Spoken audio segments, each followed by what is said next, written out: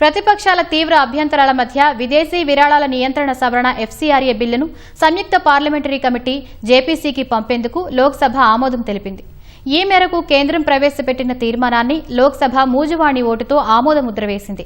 లోక్సభ నుంచి speaker nominate చేసే 21 మంది సభ్యులు, రాజ్యసభ చైర్మన్ నామినేట్ చేసే 10 మంది సభ్యులు కలిపి 31 మందితో జేపీసీ ఏర్పాటుకు ప్రతిపాదించారు. జేపీసీ సమావేశం నిర్వహించడానికి మొత్తం సభ్యుల్లో 3/1 కోరం ఉండాలని షరతు పెట్టారు. 2026 శీతాకాల సమావేశాల మొదటి వారం చివరి రోజు నాటికి జేపీసీ తన నివేదికను సమర్పించాలని పేర్కొన్నారు.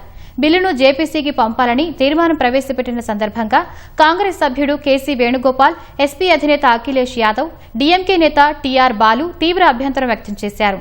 మైనార్టీలకు వ్యతిరేకంగా బిల్లు తెచ్చారని ఆరోపించారు. బిల్లును జేపీసీకి పంపకుండా పూర్తిగా ఉపసంహరించాలని డిమాండ్ చేశారు.